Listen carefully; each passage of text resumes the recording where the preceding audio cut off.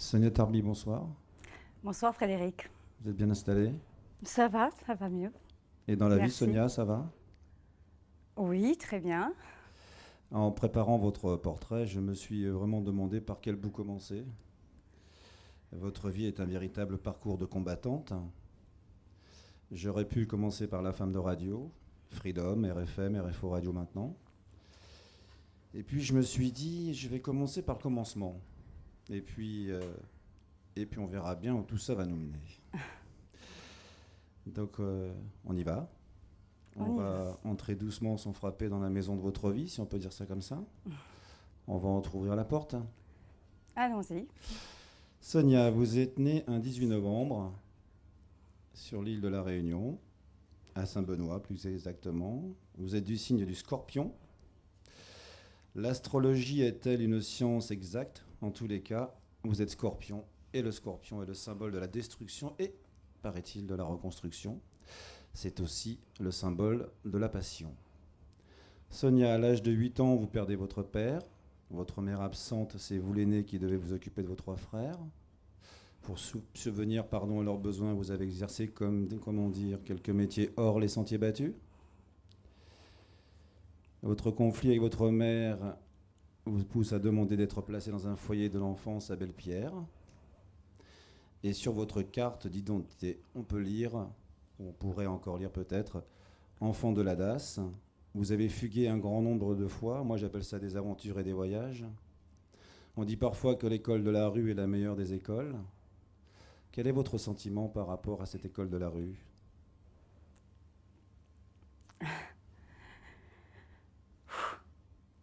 C'est vrai que c'est pas évident. C'est vrai que j'ai eu un parcours bizarre, incroyable. Je dirais pas plus difficile que les autres. Chacun a son parcours qui est propre à lui-même. Et je sais pas par où commencer. C'est vrai que quand je me suis vue là en photo et la photo de mon père, ma vie a commencé justement à la mort de mon père. J'avais 7 ans en fait, parce qu'il est décédé en février. Et ma vie a commencé à ce moment-là. Pourquoi? Parce que ma mère a eu 4 enfants. Je suis l'aînée de 3 frères. Je n'ai pas d'enfants et je me dis après tout, merci mon Dieu, parce que je ne sais pas ce que j'aurais pu faire. Moi j'ai eu 4 enfants, je dis que j'ai eu 4 enfants et ce sont mes 4 frères.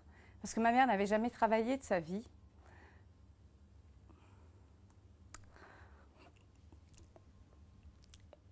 Donc vous avez pris le relais? Un peu, oui. Peu. Quand il est décédé, c'est vrai que vous savez comment c'est quand on est l'aîné, surtout quand on est une fille. On reste à la maison. Moi, les études, je ne connais pas, ou à peine. J'ai été à l'école dans une semaine. Si j'y allais 2 jours, c'était pas mal. Et le reste du temps, c'était 3 jours que vous consacriez à vous occuper de vos frères, c'est-à-dire à essayer de survivre avec eux? Oui, à essayer d'avancer. Avec elle aussi, il fallait bien qu'on s'en sorte. On a une grande famille, hein. Vous savez, mon grand-père et ma grand-mère décédés, ils ont eu 14 enfants. J'ai eu une belle famille. Bon, on a été à droite, à gauche, chez un, chez l'autre. On a essayé de... Et c'était pas évident. Effectivement, moi, je n'ai pas pu supporter la mort de mon père parce qu'il est mort dans mes bras. Et voilà... Je dis que ma vie a commencé en fait à sa mort, parce que ma mère n'était pas là, elle a été chercher de l'aide et il est vraiment décédé dans mes bras. Et je n'ai pas pu supporter que ma mère refasse sa vie après. Pour moi, c'était lui, il n'y avait personne d'autre. Et elle a voulu refaire sa vie et je ne l'avais jamais accepté. J'ai un demi-frère que j'adore, c'est mon bébé. Il a 30 ans aujourd'hui, mais c'est toujours mon bébé. Et voilà, quoi. On a avancé ensemble et on a essayé de s'en sortir. Donc la mort de votre père, c'est un petit peu votre naissance de future femme. Vous savez que dans cette émission, rien n'est obligatoire. Oui, bien sûr.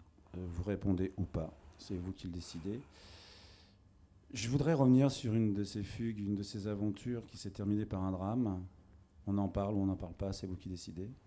Non, moi, vous savez, j'ai pas de secret. Ma vie, je renie rien de ce qui s'est passé dans ma vie.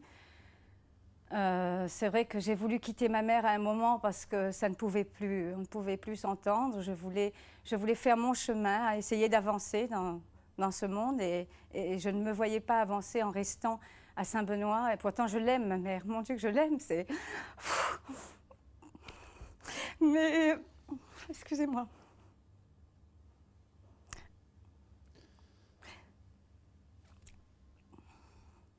Mais c'était pas possible à l'époque.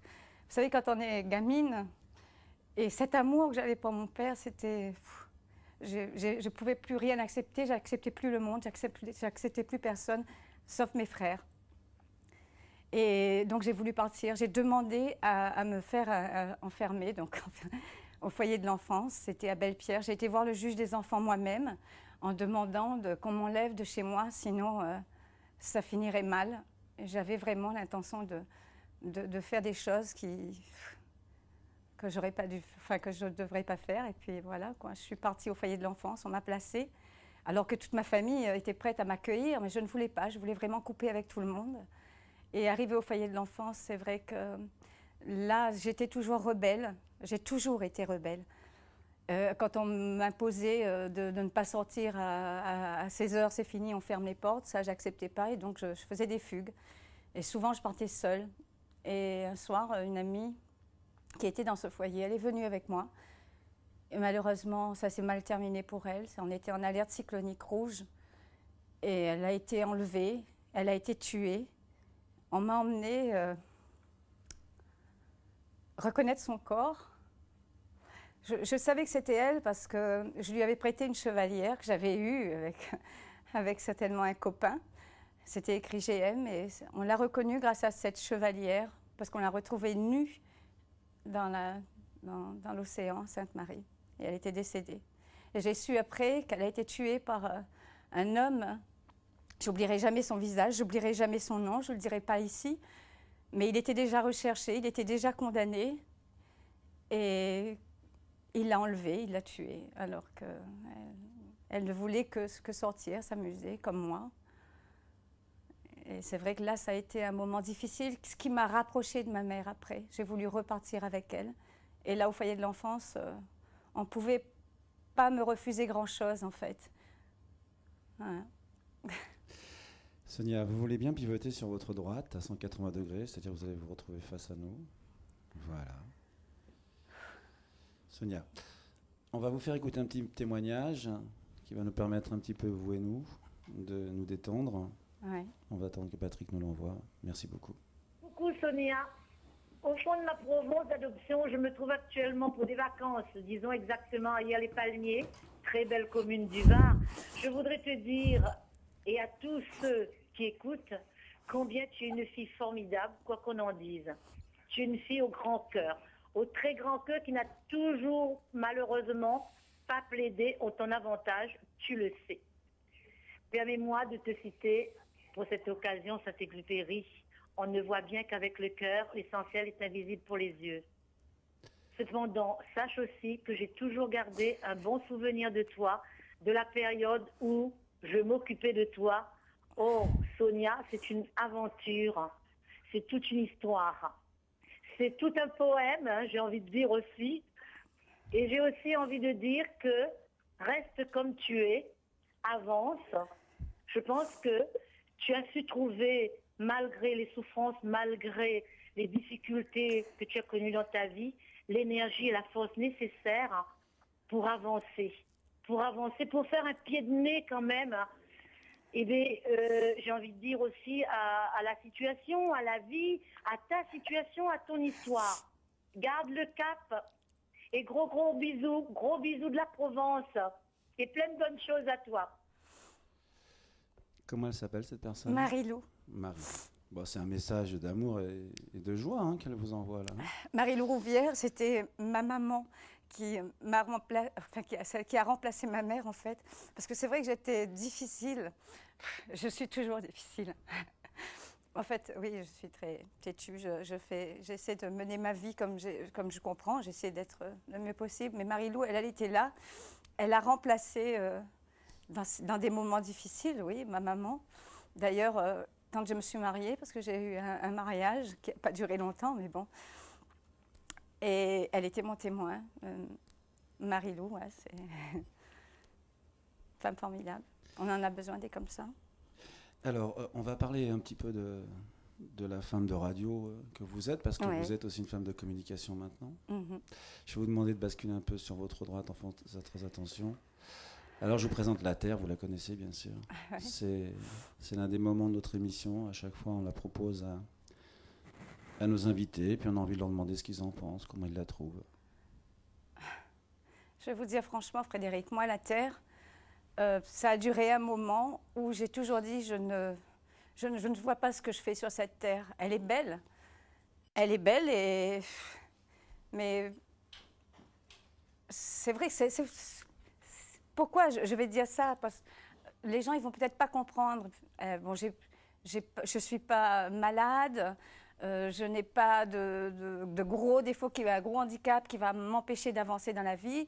J'ai la santé, j'ai tout ce qu'il faut, j'ai un métier que j'aime, j'ai tout ça. Des gens qui vous aiment, parce que quand même les auditeurs de Radio Réunion sont très attachés à vous. C'est vrai, on le voit, moi je travaille avec vous. Et heureusement qu'il y a cet amour de mon métier, parce que j'aime mon métier plus que tout. Hein, j'aime mon métier, Et cette terre, je me suis toujours posé la question, qu'est-ce que je fais là? Moi, j'aurais bien aimé mourir en même temps que lui, quoi. Vous voulez que je vous donne Et puis après, à aujourd'hui, je vois la terre autrement, parce que j'ai eu des moments magnifiques qu'on ne peut pas renier. On a la vie qu'on a cherchée aussi, hein, que j'ai peut-être suivi un chemin qu'il ne fallait pas. Moi, je pense que j'ai fait le bon choix. Je ne renie rien. Tout ce que je fais, je devais le faire pour pouvoir avancer. Ce n'était pas évident de là où je venais. Et puis, il faut rester sur cette terre parce que quand même, on a besoin de vous. Il y a des gens qui ont besoin de vous. Il faut peut-être chercher là plutôt le sens à donner à sa vie, peut-être, dans tout ce monde difficile. Alors, moi je voudrais... Vous avez été mariée, c'est ce que vous avez dit d'ailleurs. Et puis maintenant, vous vivez avec Bruno. Oui, Bruno, quand je l'ai rencontré, je pensais faire sortir un jour avec lui, c'est tout. Parce qu'il est très jeune, parce que moi, j'ai connu, dans ma jeunesse, j'ai toujours fréquenté des hommes beaucoup plus mûrs que moi. Et pour la première fois, je sors avec un garçon beaucoup plus jeune que moi, j'ai 47 ans, il en a 30. Et c'est vrai que quand on est sortis ensemble, moi j'ai eu le coup de foudre, j'ai vu chanter Aznavour, je suis devenue dingue. Je me suis dit, mon Dieu, et moi je ne me prive jamais de ce que j'ai vraiment envie, c'est pour ça qu'on me dit tête brûlée. Hein. Donc quand j'ai envie de quelque chose, j'y vais sans trop réfléchir. J'écoute mon cœur en fait, et je croyais vraiment qu'on n'allait pas rester longtemps ensemble, d'autant plus qu'il était fiancé, qu'il allait se marier même. Vous l'avez volé à quelqu'un d'autre? Je l'ai volé à quelqu'un d'autre. Et que ce soit de mon côté ou pour lui, lui aussi peut-être, il ne pensait pas rester autant d'années, parce que un jour, on est à presque 8 ans maintenant. Donc c'est magnifique, c'est un homme merveilleux. Il a 30 ans, mais il vaut les 100 000 hommes. Vous savez ce qu'il dit de vous? Il dit, Sonia est quelqu'un que j'adore, c'est ma raison de vivre. Donc vous voyez un petit peu, il ne faut pas partir, il faut rester. C'est quelqu'un d'entier, ça on est en train de le voir. Si elle a quelque chose en tête, elle va tout faire pour réussir et elle sait qu'elle réussira. C'est ce que vous dites. En tout cas, vous l'avez séduit. D'ailleurs, comme vous semblez avoir séduit d'autres hommes, par exemple Charles Aznavour, par exemple Carlos, qu'on va écouter maintenant. Bon, ma petite Sonia, oui, c'est pas une surprise. Enfin, pour moi, c'est une surprise de t'avoir. C'est Carlos. Je voulais te dire que je t'adore, que je t'aime beaucoup. Vous êtes des gens, toi, Bruno, formidables.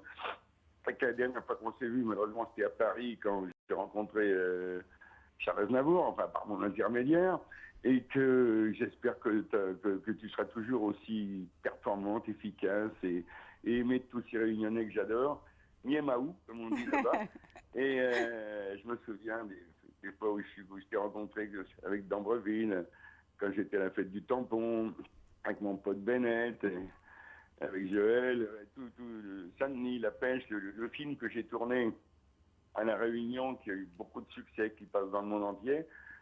Tout ça, c'est un petit peu grâce à toi, parce que tu m'as bien aidé. Alors, je te fais une énorme bise. très fort. Je suis très heureux qu'on te fasse une fête aujourd'hui à la télévision. Je t'embrasse encore de tout mon cœur et j'embrasse tous les Réunionnais que je te charge d'embrasser pour moi aussi. Miemaou. Salut mes enfants chéris. Bonjour ma petite Sonia, bisous et à très bientôt.